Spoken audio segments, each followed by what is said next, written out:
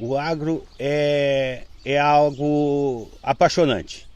É apaixonante porque tu parte desde o início do preparo das terras, tu vê a planta nascer, tu vê a planta evoluir. Na minha formação, eu desenvolvendo sistemas, imagina só, sentado numa sala, um computador aí a 40 centímetros de ti, e aí tu vem para um mundo totalmente diferente.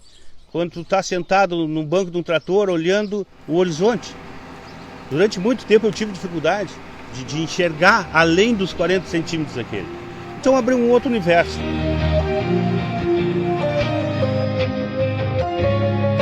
Agronegócio, a força que vem do campo. Na segunda reportagem de uma série que apresentaremos aqui, vamos à costa da Lagoa Mirim, na Granja Solidão, conversar com Elton Machado, importante liderança do agronegócio regional. Elton é filho de produtor rural, mas deixou o município para buscar uma formação profissional que, a princípio, não se imaginava que pudesse ser uma ferramenta tão importante, como ele mesmo vai explicar, para a atividade que desenvolve hoje. Em Pelotas, Elton formou-se técnico em processamento de dados com pós-graduação em controladoria.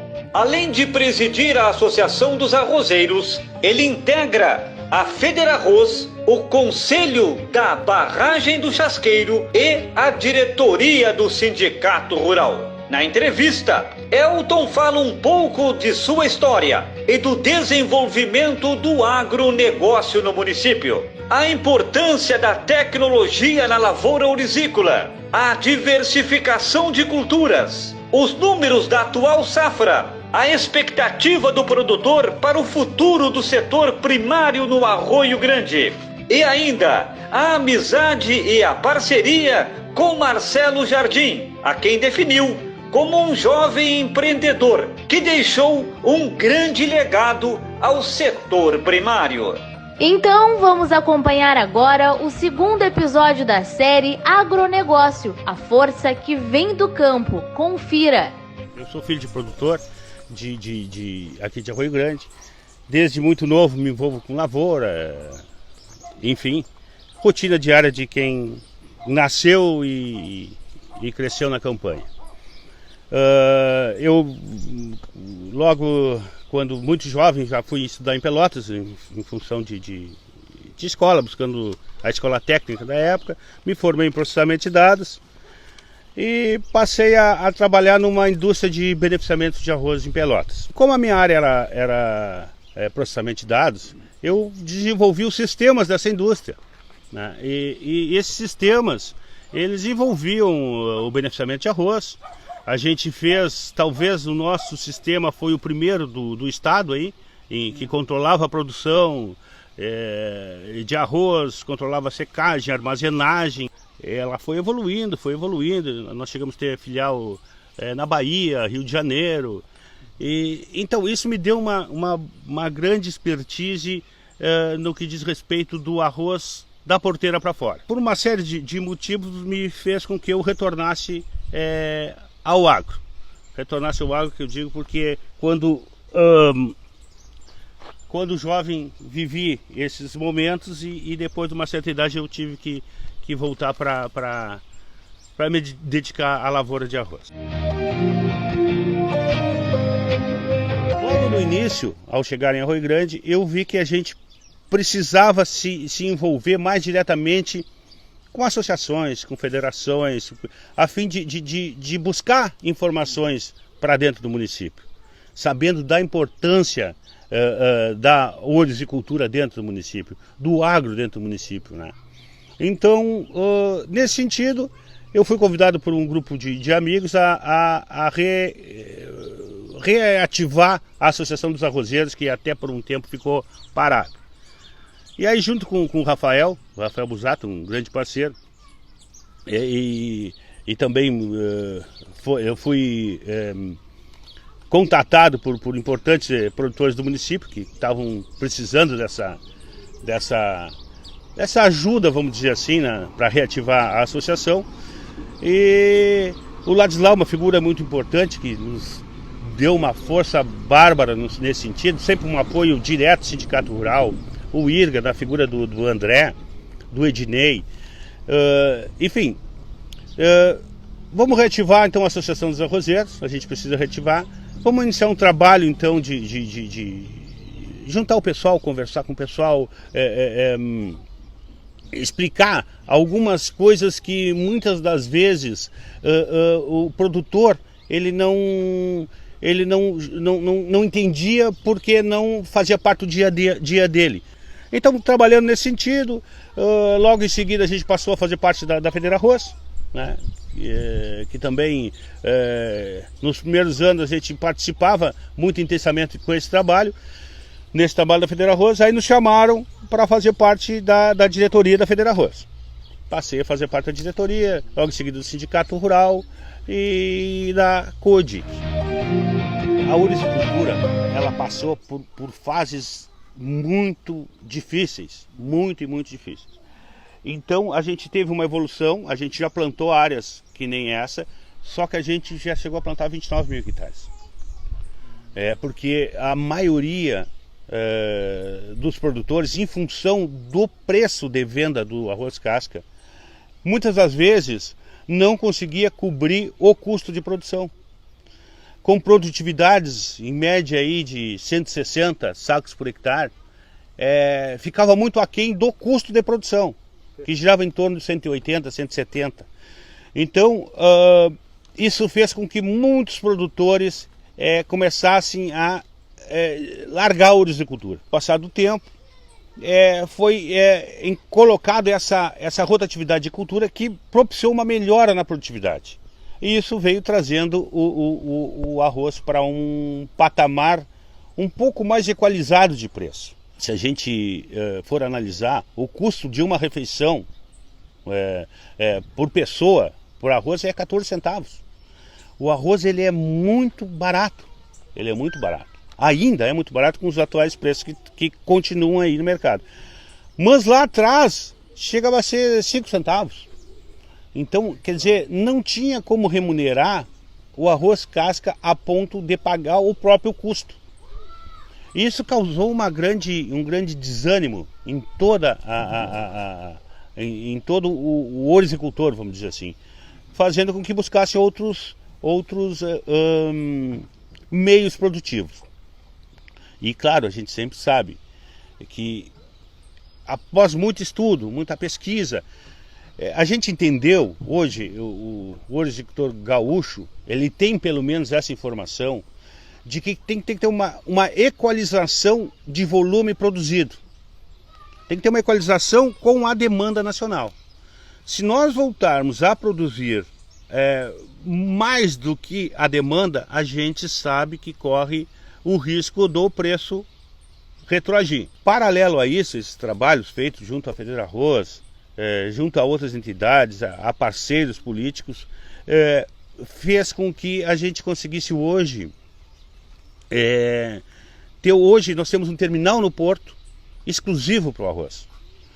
Então, era coisas que há anos atrás, época de colheita de safra, de colheita de soja, toda a exportação era voltada para a soja.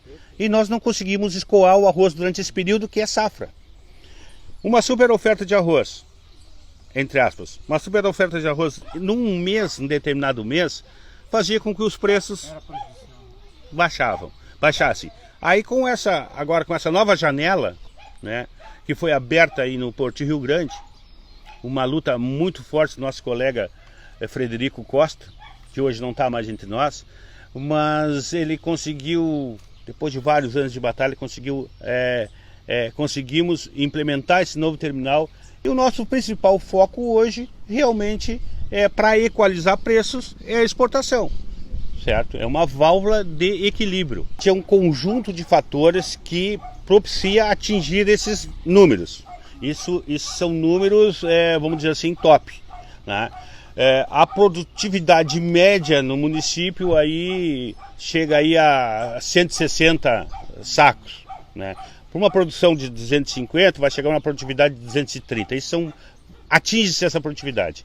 E o que isso está diretamente ligado? Está diretamente ligado à rotacionalidade de culturas, ao aumento de aplicação em tecnologias novas, em conceitos novos de plantio, época de plantio, em volume de insumos aplicados com maior intensidade, maior volume de insumos aplicados.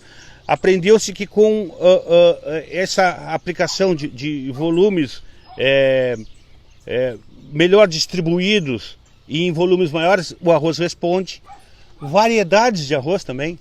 As variedades foram importantíssimas para isso, né? Uma variedade nova hoje, anos atrás falava-se em produção de 100 sacos por hectare. Hoje, com essas variedades novas, a gente atinge 250. E com alta qualidade. Com alta qualidade.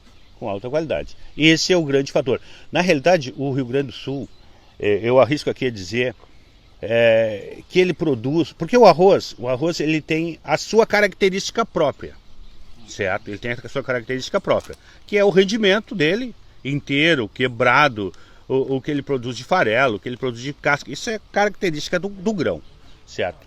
Então eu arrisco a dizer que nós temos sim o melhor produto arroz do mundo, se não o melhor, um dos melhores. A importância do agro para o Arroio Grande realmente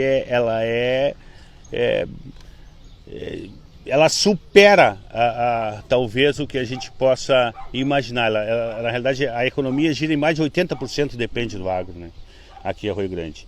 E o nosso município ele tem a característica para desenvolvimento de culturas como soja, arroz e pecuária excelentes para isso aí, né? Então, cada ano que passa, a gente se convence mais de que precisa de uma estrutura de indústrias no nosso município, precisa de uma estrutura cada vez mais forte de atendimento aos produtores como um todo. Falar um pouco do Marcelo, esse grande parceiro aí que na realidade a gente convergiu o nosso negócio, as nossas ideias de negócio, o mesmo ponto.